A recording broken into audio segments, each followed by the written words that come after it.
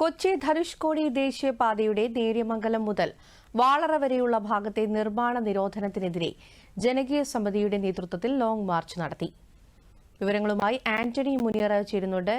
ആന്റണി, ഈ ജനകീയ സമിതിയുടെ നേതൃത്വത്തിലുള്ള ലോങ് മാർച്ച് നടത്തിയിരിക്കുകയാണ്. എന്തൊക്കെ ആവശ്യങ്ങളാണ് ജനകീയ സമിതി ഉന്നയിക്കുന്നത്?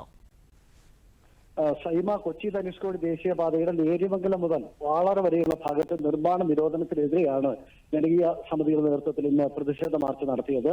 ദേശീയപാതയിലെ 3-ാം മൈലിൽ നിന്നും ആരംഭിച്ച പ്രതിഷേധ മാർച്ച് നേര്യമംഗലം ഫോറസ്റ്റ് സ്റ്റേഷന് സമീപത്തെത്തിയപ്പോൾ പ്രതിഷേധക്കാരും പോലീസും തമ്മിൽ സംഘർഷമുണ്ടായി.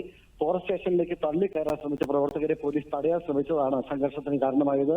ഹൈവേ സംരക്ഷണ സമിതി നടത്തിയ ലോങ് മാർച്ചിന് UDF-ന്റെയും വിവിധ മത സാമുദായിക രാഷ്ട്രീയ സംഘടനകളുടെയും പിന്തുണയുണ്ടായിരുന്നു. കേവലം ഒരു റോഡിന്റെ നിർമ്മാണ നിരോധനം മാത്രമായല്ല ഇടുക്കിയിലെ ജനങ്ങൾ ഇതിനെ കാണുന്നത്. സൈമ, വിനോദസഞ്ചാര കേന്ദ്രമായി മൂന്നാറിലേക്കുള്ള പ്രധാന റോഡ് കൂടിയാണിത്. വനം വകുപ്പ് നിരന്തരമായി ജില്ലയിൽ നടത്തുന്ന ജനവിരുദ്ധ നടപടികൾക്കെതിരെയുള്ള ഒരു പ്രതിഷേധ സമരം എന്ന നിലയ്ക്കാണ് ഇന്നത്തെ ലോങ് മാർച്ച് നടന്നത്. ദേശീയപാത 85-ലെ നിർമ്മാണ നിരോധനത്തിനെതിരെ ഇന്ന് ദേവികുളം താലൂക്കിൽ ഹർത്താൽ നടക്കുകയാണ്. വൈകിട്ട് 6 വരെയാണ് ഹർത്താൽ. അടിമാലി ഉൾപ്പെടെയുള്ള മലയോര പട്ടണങ്ങളിലെ കടകമ്പോളങ്ങൾ അടഞ്ഞു കിടക്കുകയാണ്. സൈമ.